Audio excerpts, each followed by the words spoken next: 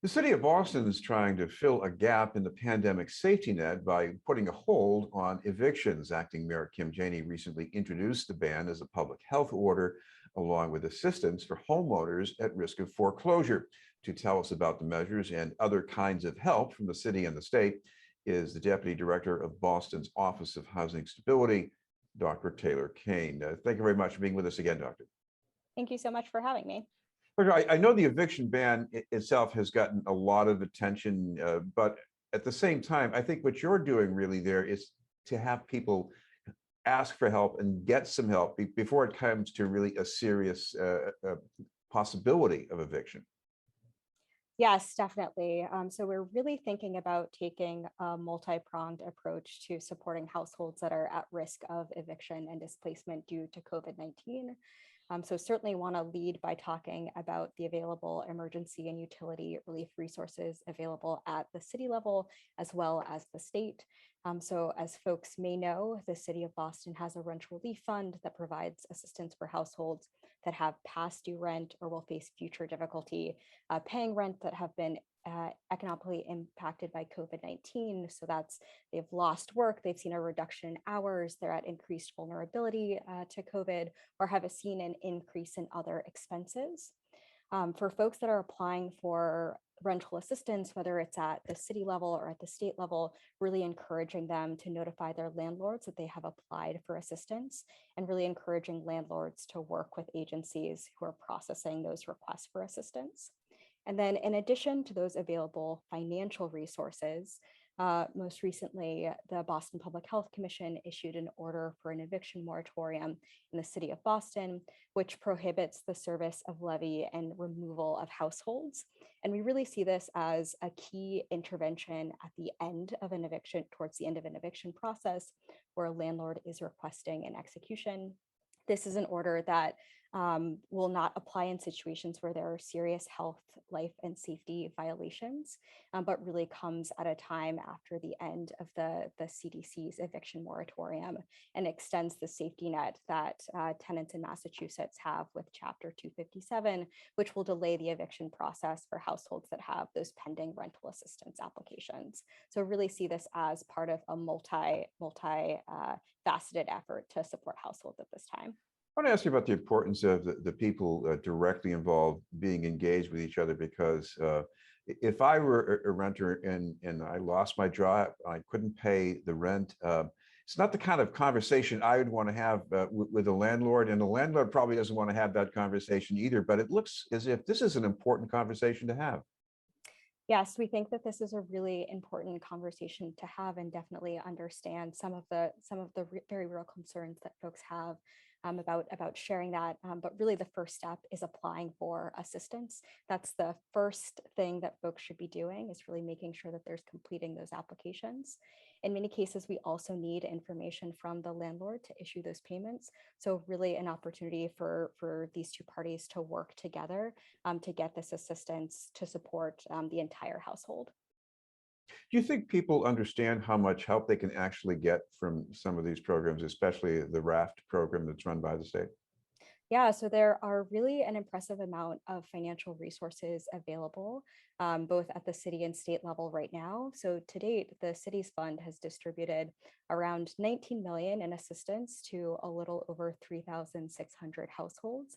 And then in addition to that, the state, as you mentioned, has the RAFT and ERAP program, which has distributed around 50 million in assistance to households in the city of Boston. So there's a lot of resources out there that folks can access, especially if they either have arrears or if they know that they will face future difficulty making those payments, again, either for rent or utility arrears.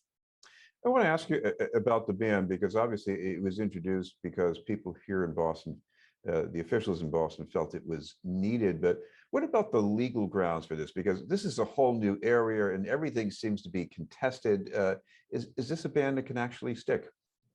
Yeah, so again, this was an order issued by our Boston Public Health Commission, and in some ways looks very similar to some of the orders that we've seen issued in other municipalities around Massachusetts, and really is part of the public health response. So really important that the Boston Public Health Commission is the issuing agency for this order. I know that's a legal foundation, but what about public health? Why? What are the public health implications of people being displaced? Yeah, so this is really well documented research that we've seen that the risk that comes with folks losing their house, losing their tenancy, and potentially having to double up or enter a shelter system or be outside, know that increases potential risk and spread of COVID-19. So really trying to keep folks in their current households to prevent that continued spread. Landlords, they're not all people with big financial reserves who can wait for things to come around. A lot of these are small property owners. Maybe they own 3 deckers. They have to really worry about foreclosure. And the acting mayor recently introduced something new to help them. How would that work? Yeah, so there are a number of resources available for homeowners that are facing foreclosure, that have been facing difficulty making mortgage payments. So there is the city's resource that has been stood up to support folks in that situation. There's also state resources, the IRMA program that can support homeowner households that need assistance with mortgage relief. Now, the one downside of some of the assistance programs, at least, is maybe some challenges with filling out applications. And we're trying to help people here in Boston who might not speak English as their first language. How is the city dealing with that? Yes, this is a great question and something that is very important to us. So the City of Boston's rent relief fund application is available in 10 different languages and can be completed online. It's easily accessible, either completing it on a laptop or a mobile device. We also encourage folks, if you're having difficulty completing the application, you can reach out to us via phone and we can help you complete it via the phone. We've also set up pop-up sites at 2 BPL branches so folks can come in person and receive application assistance.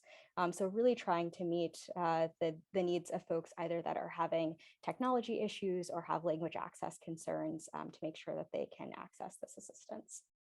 I know there has been a lot of help already for people in Boston with housing, but I'm wondering how the city looks at this, because on the one hand, you could use all the money right away to help people who are in the midst of a crisis, but it looks as if a lot of people are really on this curve where it's going to take them months, maybe years to recover. How do you strategize around that? Yeah, again, this is a really great question. And I think one of the things to highlight is the period of assistance that these funds are able to offer support for. So for the city's rent relief fund, it's up to 15,000 that can be used either for arrears, future payments, up to 18 months of assistance.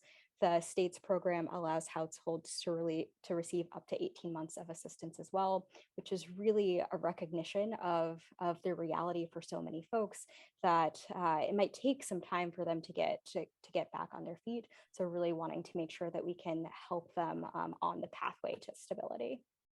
Finally, we should mention that if people have any questions, if they need some help, how can they get in touch with this program? Yes, so there are a number of ways to reach out to us, and so I'll go through all of them. One is to give us a call. You can reach the Office of Housing Stability at 617-635-4200. If you have specific questions about your housing status or have housing related questions, the best way to get in touch with us is via email. And so you can email ohsintake@boston.gov. Again, as I mentioned, we are open for walk-in hours, so you can visit us at 43 Hawkins Street. And then also, if you need in-person application assistance, we are at the Mattapan and Grove Hall libraries on Tuesdays and Thursdays in the afternoon, typically between 2 to 5, which is another place where folks can reach us. Well, thank you very much for taking the time to spread the word. Thanks for having me. There is Dr. Taylor Cain from the city's Office of Housing Stability. We'll have more news in just a moment.